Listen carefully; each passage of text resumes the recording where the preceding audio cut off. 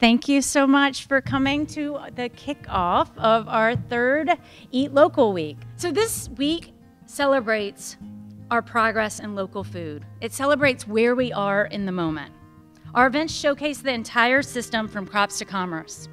The next 6 days inspire future growth of our movement. They continue the conversation at a metaphoric dinner table each night. And finally, our week continues to create and build the community that we so desperately know the city craves.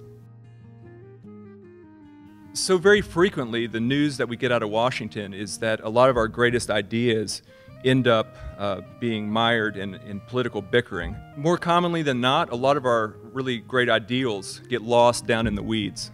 So who better than farmers to know about weeds? Who better than farmers to take an idea such as planting a seed of dreams and hopes?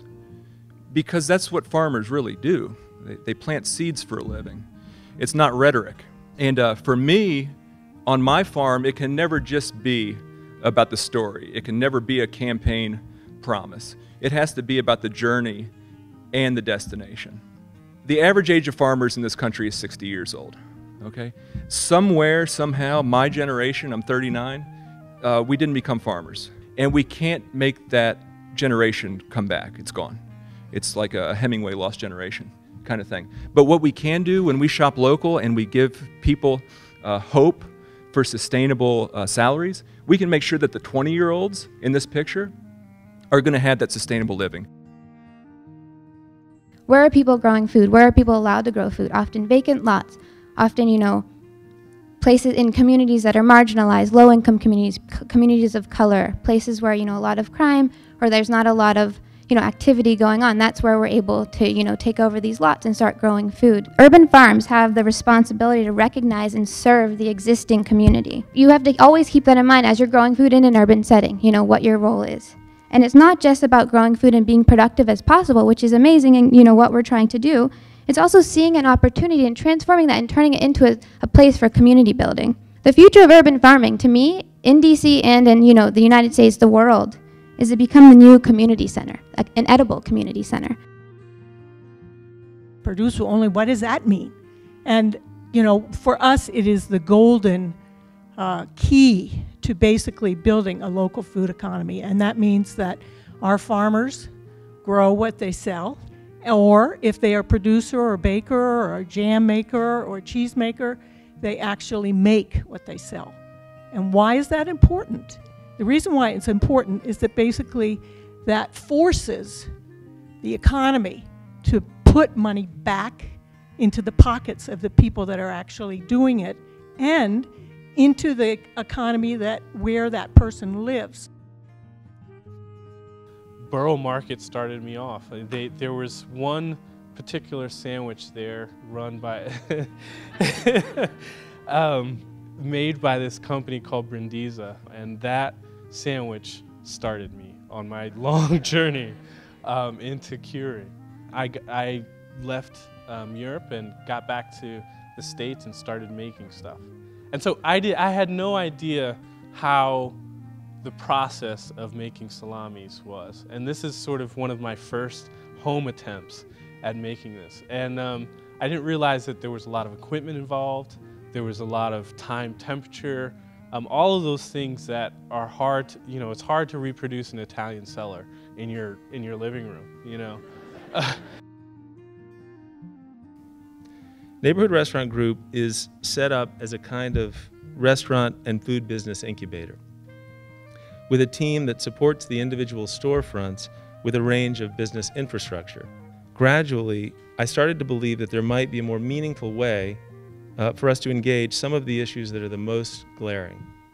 And that feeling ultimately resulted in the creation 3 years ago of the nonprofit Arcadia Center for Sustainable Food and Agriculture. The goal of Arcadia is to help create a better, more equitable, and more sustainable food system in the Washington area, to help re-knit the bonds between the consumers in the urban and suburban core and the sustainable farmers working the rural land that surrounds it. Arcadia's mobile market is midway through its second season. It's a farmer's market on wheels that brings the products of great local farms to neighborhoods throughout the region that lack access to fresh foods. Customers of the mobile market who use SNAP or other food assistance programs are able to take advantage of double dollars, using $10 of nutrition benefits to purchase $20 of food. Every Saturday morning at 5:45, my alarm goes off. I roll out of bed, load up a pickup truck from Zipcar sitting out in front of my house, and drive over to Eastern Market to do a live cooking demonstration. Teach people how to make the food, give them free samples, free recipe cards, and tell them how, within about 60 feet of where they're standing, they can go buy all the food. I don't own a restaurant. I don't cater. I, at the moment, don't have anything to sell, although, thank you, there will be a cookbook shortly. And I don't get paid for this. Why do I do this? Well, I love to cook. But even more than my love for cooking is my love for getting out and talking to people about it. It's amazing to me to watch somebody cut into a leek for the first time and understand how to open that up and use it, how to break down a fennel bulb. I love when somebody leans across the table to me and whispers, sort of conspiratorially, I hate tomatoes and I really hate Brussels sprouts, but I love this soup and this slaw that you're serving up this morning. It is so cool watching kids who are grabbing their parents who desperately want to leave and will not let them go until they see how that zucchini pizza turns out. So our garden, it's a 3-acre community garden. We have 98 personal plots from different families. We have 8 public gardens. We have 50 fruit trees, medicinal garden, herb garden, all different kinds of gardens. So our hope was, to create some responsible development, which is to find a way to include that community into the project. And so we came up with a whole bunch of different ways and tried out a whole bunch of different ways to access this community. And the first one was lesson that we realized is we have to go outside social media.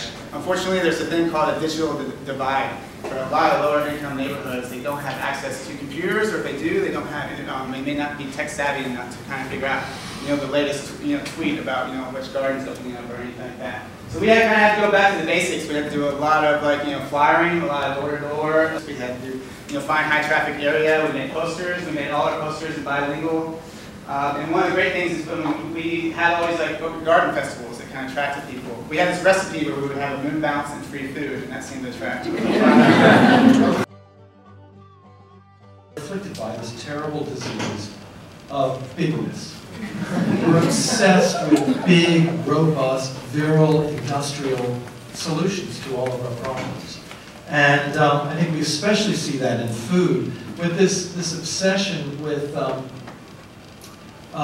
making industrial food, this obscured system. And I think the antidote to this disease is ultimately each other. I think as we begin, producer and consumer, urban and rural, supply and demand begin to join hands together. One of the mechanisms for this recognition of the distinct taste of place is the Snail of Approval, where we, in our local chapters, and we're so excited that the DC chapter does this, is identify that which is good, clean, and fair in our local retail. You all are lucky enough to live in such an incredibly dysfunctional city, where you're able to really see what is the problem with that sort of culture of bigness. And I think that what I've seen, both as a farmer's market operator or a guerrilla gardener, and what I see in communities all over our nation, is that really policy takes place at the grassroots.